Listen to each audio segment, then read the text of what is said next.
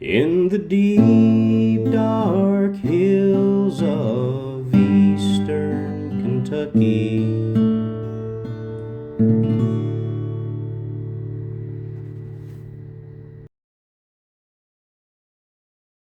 my good old rambling ways in a southern town where I was born.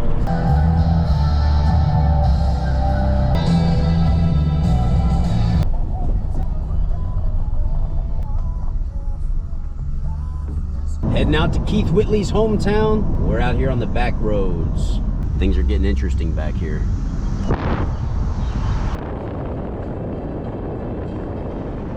Wow, look how beautiful this area is. You got a stream over there, mountains and forests over here, little winding mountain road, a bunch of hollers off to the side. This is pretty amazing. You want to see a mountain road? Now this is a mountain road. Wow. I'm telling you guys, I've done a lot of driving in my day, and driving out here, I was headed from Ashland out to Sandy Hook. This is probably the most beautiful drive that I've ever taken in my entire life. Look at that view.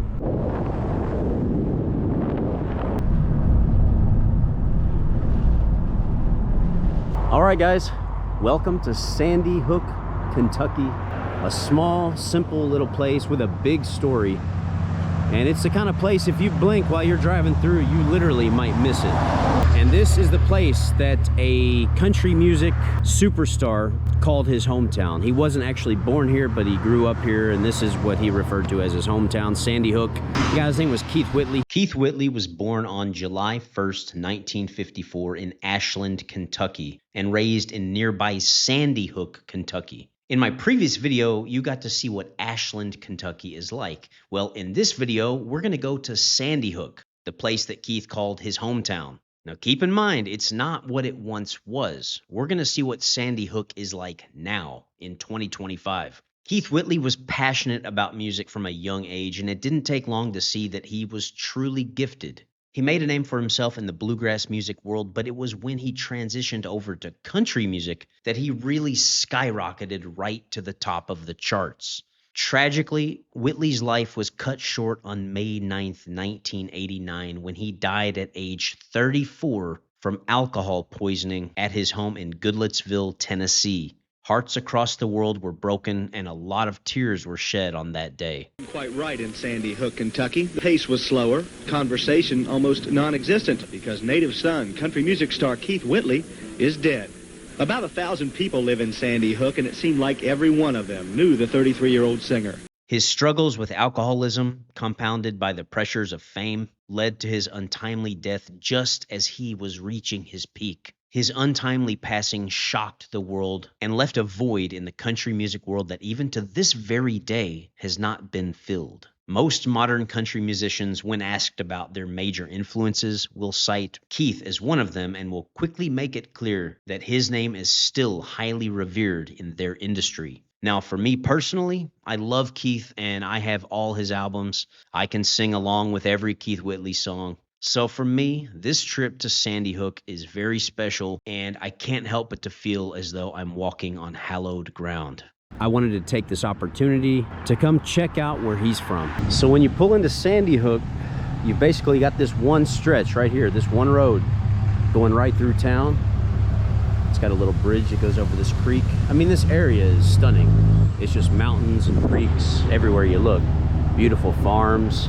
So let's take a look and just see. I mean, there's really not much here, guys, but this is home to a significant number of people. Now, granted, the population here is tiny, but Keith Whitley really put this place on the map. I mean, he completely put this place on the map, because he wasn't just like your average run-of-the-mill, here today, gone tomorrow musician. He's a Hall of Famer, and people still love his music today. You'll hear a lot of famous artists, when asked, you know, who their influences were and who their favorite musicians were growing up. And pretty much all of them will cite Keith Whitley.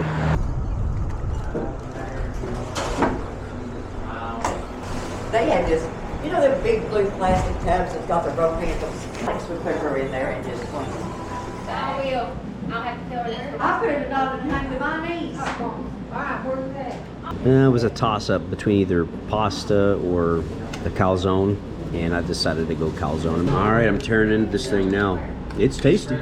Got pepperoni, hamburger, and banana peppers. And they loaded it with cheese and sauce. Very good. Yeah, so Giovanni's is a good place. I recommend it. I mean, if you're in Sandy Hook, there aren't that many choices. There's a McDonald's connected to that gas station, but I saw there's a diner about a mile up the road. But if you're right here on the main drag, you don't have too many options as far as food goes. But the food there is tasty. And the staff working there was extremely friendly. It's got that good small town vibe where you go in and they'll talk to you, they'll give you a big smile, just super friendly. Now when you walk through here, like I said, it's a real small place. There's not a ton going on. Quiet little town, nestled back here in the mountains, and you've got these old buildings. In some ways, it does feel kind of like stepping back in time. As you're walking through town, you can't help but to notice this big Sandy Hook mural on the wall. So you can see where we started. That Italian restaurant, Giovanni's, is just straight down this road, down the hill, and the gas station there at the bottom. That's pretty much where the actual town of Sandy Hook starts. And then you just walk up this way, and you know, before you know it, the town is basically over. And right here, I'm walking past the library, and they've got a couple of schools over here I want to check out. Over here, we've got Sandy Hook Elementary. Another thing that's interesting about this place, most of you watching have probably never been to a dry county, meaning you're not allowed to buy alcohol there. Well, you're looking at one right now. There is no alcohol being sold here in Sandy Hook. They've got a really nice school though. I mean, the lawn is, you know, completely covered in grass. It's very green. No bare spots with dirt or anything. The school is in great condition. They've got a nice looking playground out here for the kids. So just because it's a small town out here nestled in the mountains, don't think that they don't have some good facilities, because I mean, look at this. This looks better and nicer and a lot cleaner and in better condition than a lot of schools you would find in bigger cities in the US. You see that Dollar General right there? That's essentially where things end, because out that way there's really nothing going on. And I know because I drove out that way and I had to turn around because I didn't expect the town to end that quickly. But that's just how small it is. But I want to show you guys that when you're in this area, when you're in this region, how close you always are to beautiful scenery, okay? So I just walked through the town. I'm walking through a parking lot right now. And you just come out to the edge of the parking lot, and what do you have? A really beautiful view. I mean, it's just everywhere around here. You can't get away from nature's beauty. Come out here to the edge of the parking lot, just hills, mountains, trees, forests, everywhere you look. And look at that sky. I mean, for a town this small, it's almost hard to even call this a town, because I mean, this place is tiny. The facilities here are in surprisingly good condition. Look at this post office. The building itself looks brand new. Another thing I'm noticing is that I've hardly seen a piece of trash on the ground anywhere. So it looks like the residents here take pride in their hometown. Keep it clean, keep it looking nice. It looks like Sandy Hook's about to get a new little cafe. Let Freedom Ring Coffee Company. Coming soon. It's too bad they're not open yet, or I'd stop in and grab a cup. So Sandy Hook is in Elliott County, and you've got to check out the story of why this is called Elliott County. So it was named in 1869 for John M. Elliott, born in Virginia in 1820. He came to this area in 1830. He was admitted to the bar in 1843. Kentucky legislature, 1847 to 53. U.S. Congress, 1853 to 59, and so on and so forth. But he was expelled for his Southern sympathy. Congress of Confederate States, 1862 to 1865. Circuit Judge, 1868, and Kentucky Court of Appeals in 1876. He was assassinated in 1879 by a disappointed litigant in a land case decided by court. John Elliott, of which Elliott County is named after, was assassinated in 1879.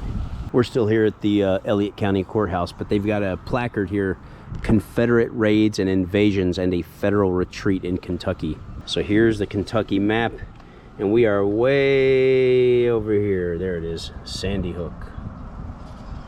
And just over here is going to be West Virginia, and down here will be Virginia. All right, so before I head back to the car and start making my way over to a very important place that you must visit before you leave Sandy Hook, I'm saving the best for last. I wanted to just take a walk down a little street right here in the center of Sandy Hook.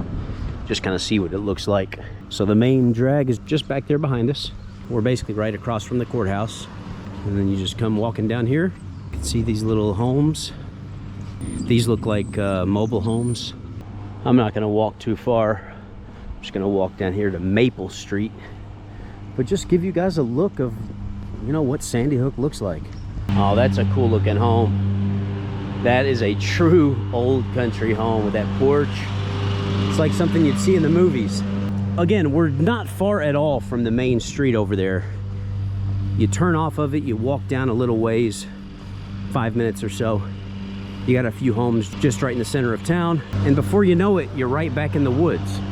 I'm guessing nobody lives here anymore. I don't know. It's hard to tell. Maybe they do. But yeah, beyond this, and you've got homes back there. Beyond this, you're back in the mountains, baby. And I've got to tell you guys something about the air. When I breathe in the air out here, it actually smells sweet. I'm probably picking up the scent of like honeysuckles or something around, maybe some type of flower, but there's actually a sweet smell. The air is so clean out here and the nature is pristine. I love it. Well, I hear dogs barking back there. I guess somehow they heard me. But instead of walking way back down this windy road, just want to take one look. That's a steep drop, guys, right into a creek. Well, I think it's time to head back into town. What do you guys think? So I just met a really interesting lady, and I'm glad I stopped her for a second to talk to her. I was just gonna ask her about like what kind of wild animals and stuff the locals deal with out here coming out of these forests and stuff. I thought there might be bears and whatnot. Well, we got to talking, and it turned out that her sister used to date Keith Whitley, and she was giving me all these really like personal stories and just really interesting stuff that she had to say about him and experiences with him and kind of how he was in his life here in Sandy Hook. And she was the nicest lady. I gotta say, that felt kind of surreal. I mean, she knew him personally. I just stumbled upon something epic.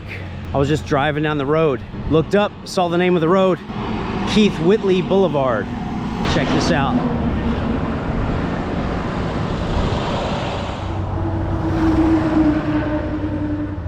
So over here at the Elliott County Veterans Memorial, of course, you've got this memorial here. You got the cemetery back there, got a big old tank over here.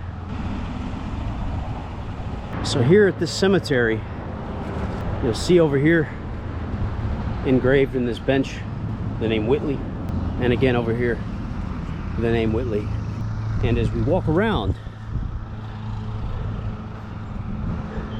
there's a statue in memorial of Keith.